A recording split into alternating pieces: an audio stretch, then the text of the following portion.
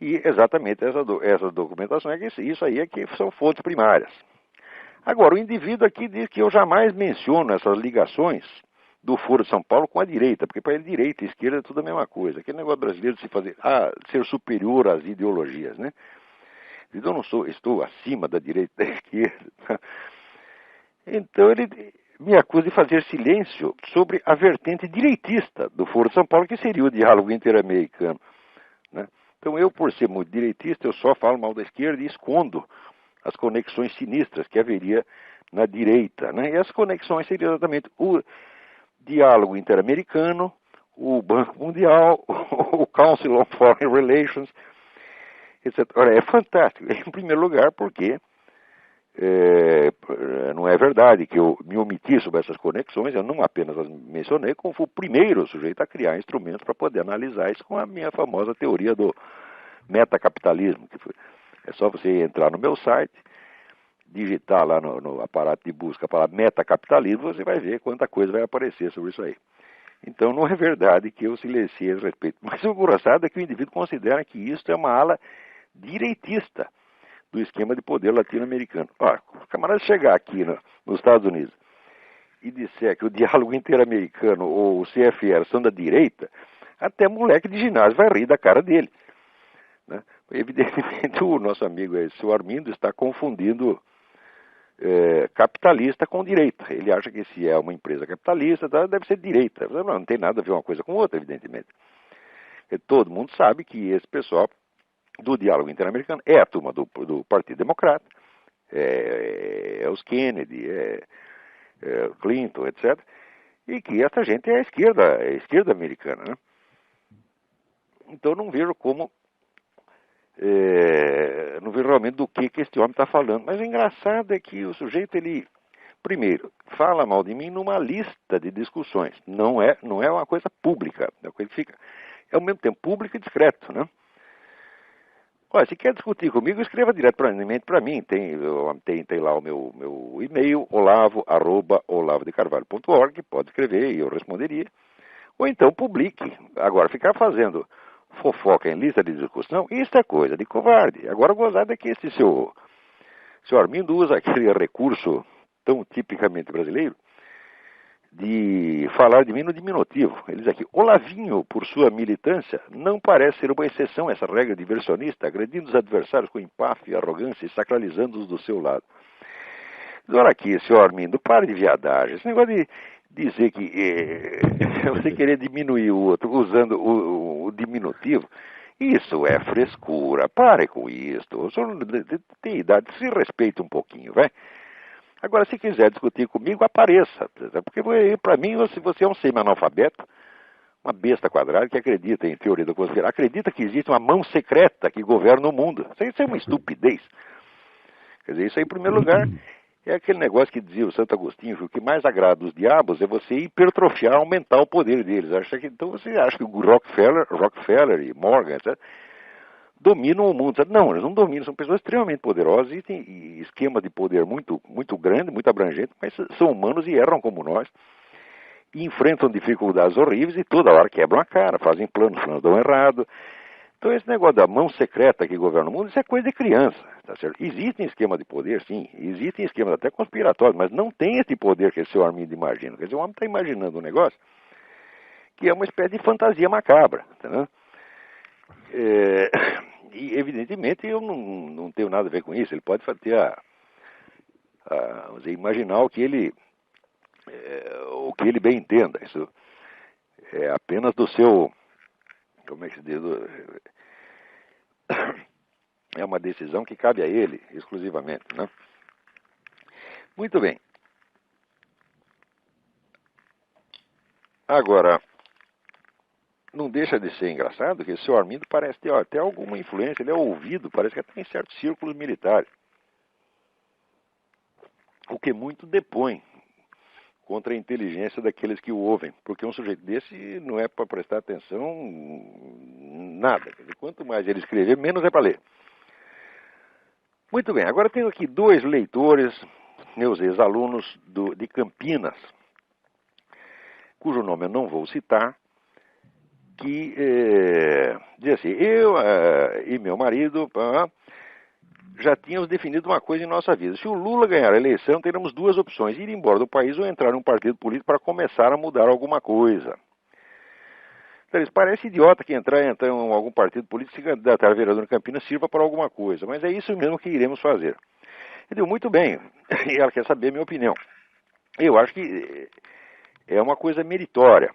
Só que, se você prestar atenção neste editorial que eu estou publicando no Diário do Comércio, vocês verão o seguinte, o esforço eleitoral isolado, fora de um esquema estratégico de longo prazo, é um esforço perdido. Vai perder sempre. Tá certo? Você não é possível. Ao longo da história, quer dizer, aqueles empreendimentos que têm maior duração, eles acabam ganhando. Quer dizer, por quê? Porque as gerações humanas passam, as pessoas morrem. Então, existe até um trabalho meu que explica a ação histórica. Eu digo, você só pode considerar que uma ação tem, vamos dizer, dimensão histórica quando ela ultrapassa a duração de vida biológica do ser humano. Quer dizer, quando vai de uma geração para outra e continua. Porque se quando morre cada geração os processos são interrompidos, aquilo não frutifica. Então, você vê, um movimento que já tem 200 anos e que tem uma existência unificada, tem uma existência contínua, ele leva vantagem, ele derruba tudo que está em volta, acaba vencendo sempre. Ou seja, se alguém quiser, vamos dizer, entre aspas, livrar a América Latina do comunismo, bom, não vai começar com esforço eleitoral. Não é pelo eleitoral que se começa. Quer dizer, você tem que criar primeiro um movimento cultural. Esse movimento cultural tem que ter uma influência moral, psicológica sobre a sociedade. E você tem que ter objetivos de longo prazo. Essa história de, temos que tirar o PT daí, ou como diz o Bornhal, tirar essa raça. Isso aí é uma bobagem. Tá? Porque não se trata de você tirar um partido do poder, trata-se de você enfrentar um movimento que já dura 200 anos e que só vai ceder se houver um movimento igual e contrário. Agora, o pessoal de direita só pensa na eleição seguinte. Agora, o comunista pensa com 100 anos, 150 anos de antecedência. Então, na escala de histórica, o pessoal já leva desvantagem. Então, eu não quero desprezar nenhum esforço eleitoral. Às vezes é um esforço heróico, como acabam de fazer na Venezuela agora, mas vão quebrar a cara sempre. Porque eleição é a superfície da vida social. Política eleitoral é a superfície. Existem processos muito mais profundos. A esquerda está sozinha. Ela tem, como é que se diz, praticamente o monopólio. Né? Tem praticamente o monopólio do espaço. Então, justamente por isto, acaba levando vantagem. Né? Então é o seguinte, vão em frente.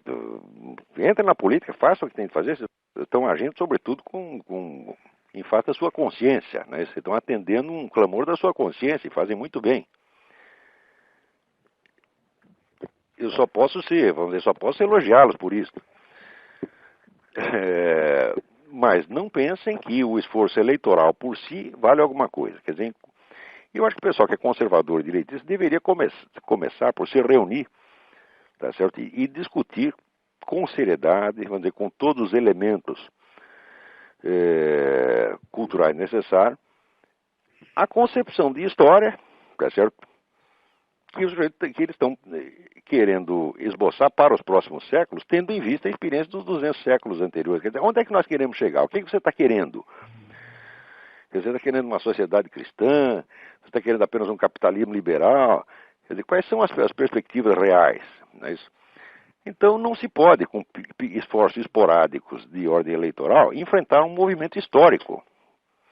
Quer dizer, o eleitoral é um plano, e o histórico é o outro, muito mais vasto, muito mais abrangente, dentro do qual está o político eleitoral. Agora, até hoje eu não vi nenhum esforço sério da parte desse pessoal conservador direitista para criar uma oposição, não a PT, não a coisinha pequena, não a detalhes do momento, mas ao movimento revolucionário mundial.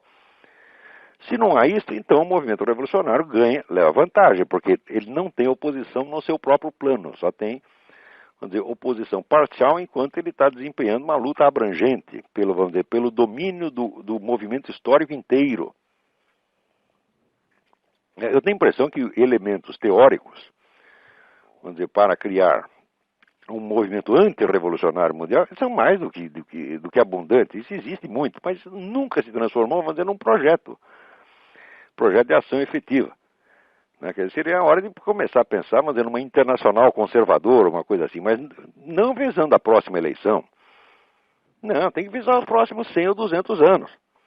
Tá certo? Quer dizer, o movimento comunista, ele vai para frente, o movimento esquerdista vai para frente, porque as pessoas não se incomodam em sacrificar as suas vidas por resultados que só virão na imaginação deles depois de 2, 3 ou 4 gerações. Quer dizer, a estratégia de longo prazo leva muita vantagem sobre o imediatismo. O imediatismo é uma forma de oportunismo e de superficialidade. Né? Então, só pelo fato de pensar a longo prazo, o pessoal esquerdista leva uma vantagem até do ponto de vista moral.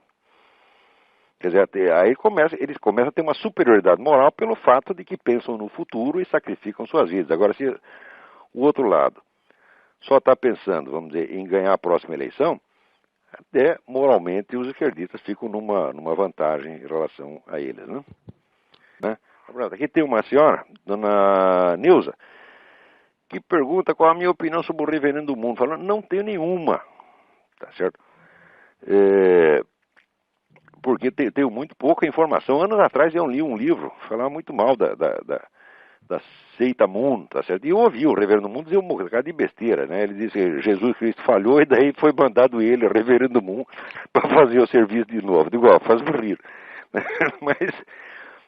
Mas agora, do ponto de vista político, ele tem feito um trabalho muito bom na Coreia. E aqui nos Estados Unidos nós temos que ser grato a ele, porque ele é o dono do único jornal conservador que tem em Washington, que é o Washington Times, no qual ele não dá palpite. Ele nunca foi na redação e nunca deu o menor palpite na orientação do jornal. Isso aí digo por depoimento do colunista e editor lá, que é o Robert Royal, que sempre foi um sujeito católico, tá certo? E ele fica lá pregando o catolicismo dele quanto ele queira. O reverendo Moon jamais reclamou de nada, né?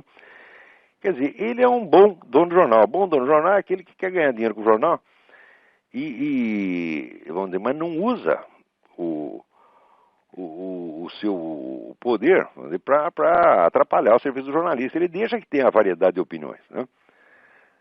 Então, por um lado, como religioso, eu não posso levar a sério o reverendo do mundo de maneira alguma, tá? Mas como dono de jornal, eu acho que ele é muito bom.